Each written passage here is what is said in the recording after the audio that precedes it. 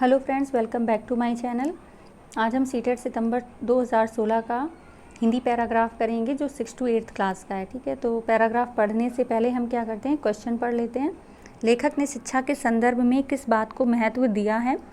Number 2 है दूसरी तरफ शिक्षा का साधना मार्ग है, तो पहली तरफ क्या है, पहली तरफ पता करना है और शिक्षा के संदर्भ में महत्व।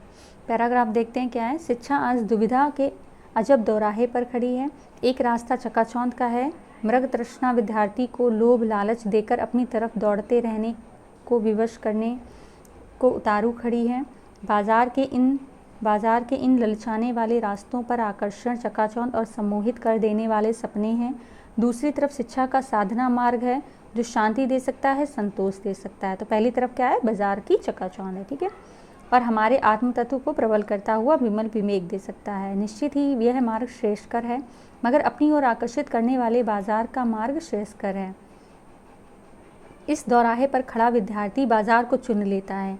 लाखों करोड़ों लोग आज इसी रास्ते के लालच में आ गए हैं और शिक्षा के भंवर जाल में फंस गए हैं। बाजार की खूबी यही है कि वह फंसने का एहसास किसी को नहीं होने देता। मनुष्य लगातार फंसता चला जाता है। किसी को यह महसूस नहीं होता कि वह दलदल में है, बल्कि महसूस वह होता है कि बाजार द्वारा किए गए पैकेज के कारण वह सुखी है। अब यह केवल बात है कि सच्चा सुख क्या है और सुख का भ्रम क्या है। ज़रूरत विचार करने का है। सवाल यह है कि बाजार विचार करने का भी अवकाश देता है या कि नहीं। तो पहला क्वेश्चन हमारा क्या है, लेखक शिक्षा के संदर्भ में किस बात को महत्व दिया है। तो लेखक ने किस बात को महत्व दिया है, साधना को। भाई शिक्षा कब होगी, जब आप साधना से उससे साधना को महत्व दिया है। साधना का मतलब क्या होता है कि जब आप कंसंट्रेट करके अपनी शिक्षा को आगे बढ़ाते रहेंगे। ठीक है, दूसरी तरफ शिक्षा का साधना मार्ग है, तो पहली तरफ क्या है, बाजार की चकाचौंध, सम्मोहन और सपने। ठीक है, नंबर 3 देखते हैं क्वेश्चन क्या है। नंबर 3 है निम्न में से कौन सी विशेषता बाजार की नहीं है। बाजार सुखी होने का भ्रम पैदा करता है। बाजार लोगों को सुख शांति देता है। बाजार लोगों को अपने आकर्षण में बांधता है। बाजार एक दलदल की तरह है, तो सुख शांति देता है, ये वाला ऑप्शन नहीं है। ठीक है, गद्यांश के अनुसार लोग बाजार को चुनते हैं क्योंकि लोगों के पास धन संपत्ति की कमी है। लोग बाजार से प्रेम करते हैं। सभी लोग लालची हैं। बाजार में आकर्षण है। तो क्यों चुनते हैं बाजार को, क्योंकि बाजार में आकर्षण है। ठीक है, तो नंबर 5 देखते हैं क्या है। गद्यांश के आधार पर कहा जाता है कि लोग सांसारिक जीवन जीना पसंद करते हैं। लोग दूसरों को ठगने में आनंदित होते हैं। भौतिकवादी सोच हावी नहीं हो रही है, भौतिकवादी सोच हावी हो रही है। तो क्या राइट ऑप्शन है इसका, भौतिकवादी सोच हावी हो रही है इंसानों पर, इसीलिए वो बाजार के आकर्षण में फंस रहे हैं। आकर्षण का विलोम शब्द क्या है, विकर्षण। इसके लिए पैराग्राफ पढ़ने की ज़रूरत नहीं है। ठीक है, क्वेश्चन नंबर 7 देखते हैं क्या है। मृग तृष्णा का तात्पर्य है। मृग तृष्णा का क्या तात्पर्य है इसमें, देर से लगी हुई प्यास का एहसास, किसी को फंसाने का षड्यंत्र, हिरणों की प्यास का सामूहिक नाम, दूर से ललचाने वाली वस्तु का भ्रम। तो इसमें मृग तृष्णा क्या है, दूर से ललचाने वाली वस्तु का भ्रम। नेक्स्ट पैराग्राफ है। नेक्स्ट पैराग्राफ के क्वेश्चन पहले देख लेते हैं क्या है। लोग लेखक से क्या पूछते हैं कि क्या आपको बुरा नहीं लगता। 24 है लेखक लोगों की शिकायतों को हल्के में ले लेता है क्योंकि। पैराग्राफ देखते हैं क्या है हमारा। मेरे मकान के आगे चौराहे पर, ढाबे के आगे फुटपाथ पर खाना खाने वाले लोग बैठते हैं। रिक्शे वाले, मजदूर, फेरी वाले, कबाड़ी वाले, आना जाना लगा ही रहता है। लोग कहते हैं आपको बुरा नहीं लगता। लोग सड़क पर गंदा फैला रहे हैं और आप इन्हें बर्दाश्त कर रहे हैं। इसके कारण पूरे मोहल्ले की आबो हवा ख़राब हो रही है। मैं उनकी बातों को हल्के में ही ले लेता हूँ। मुझे पता है कि यहाँ जो लोग जुटते हैं वे गरीब लोग हैं।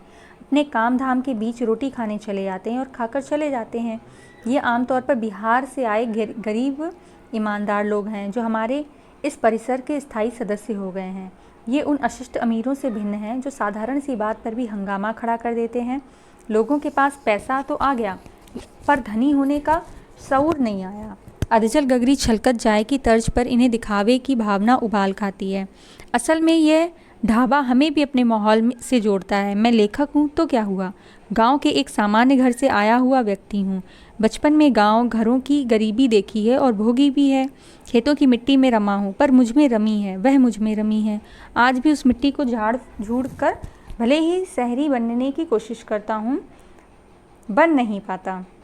वह मिट्टी से बाहर से चाहे ना दिखाई दे, अपनी महक और रसमयता से वह मेरे भीतर बसी हुई है। इसीलिए मुझे मिट्टी से जुड़े ये तमाम लोग भाते हैं। इस दुनिया में कहा सुनी होती है, हाथापाई भी हो जाती है, लेकिन कोई किसी के प्रति गांठ नहीं बांधता। तीसरे ही दिन परस्पर हंसते बतियाते और एक दूसरे के दुख दर्द में शामिल होते दिखाई पड़ते हैं। ये सभी कभी न कभी एक दूसरे से लड़ चुके हैं, लेकिन कभी इसकी प्रतीति नहीं होती कि ये लड़ चुके हैं। कल के गुस्से को अगले दिन धूल की तरह झाड़ कर फेंक देते हैं। तो लोग लेखक से क्यों पूछते हैं कि क्या आपको बुरा नहीं लगता? वो इसलिए पूछते हैं कि उन्हें गरीबों से मेलजोल पसंद नहीं, कि लोग जो होते हैं ना, उनको गरीबों से मेलजोल पसंद नहीं होता, तो वो लेखक से भी इस बारे में पूछते हैं। ठीक है, अब देखें 24 क्वेश्चन क्या है।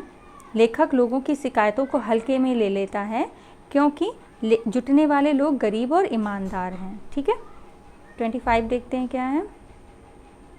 साधारण बात पर भी हंगामा कौन खड़ा कर देते हैं? अमीर किंतु असभ्य लोग। ठीक है, अमीर असभ्य लोग जो है वो साधारण बात पर भी हंगामा खड़ा कर देते हैं। प्रस्तुत गद्यांश साहित्य की किस विधा के अंतर्गत आएगा? तो किस विधा के अंतर्गत आएगा प्रस्तुत गद्यांश? रेखा चित्र के अंतर्गत। ठीक है, गांठ बांधना का अर्थ क्या है? गांठ बांधना का अर्थ है मन में रखना। ठीक है, किसी भी चीज़ को मन में गांठ बांध के रखना। इस दुनिया में कहा सुनी होती है, इस दुनिया का संकेत क्या है? गांव से शहर या आब से गरीब। ठीक है, अधजल गगरी छलकत जाए किसके संदर्भ में कहा गया है? ये कहा गया है अमीर बन गए असभ्य लोगों के लिए, कि उनको सभ्यता नहीं आती है बट वो अमीर बन गए हैं। तो अधजल गगरी छलकत जाए, धूल की तरह झाड़ कर फेंक देना का आशय है पूरी तरह भुला देना, किसी भी बात को भुला देना। ठीक है, चाहे लड़ाई हो चाहे झगड़ा हो, हर तरह की बात को भुला देना। तो आई होप कि आपको ये पैराग्राफ समझ में आए होंगे। प्लीज़ सब्सक्राइब ज़रूर करिए एंड शेयर ज़रूर करिए। Thank you so much.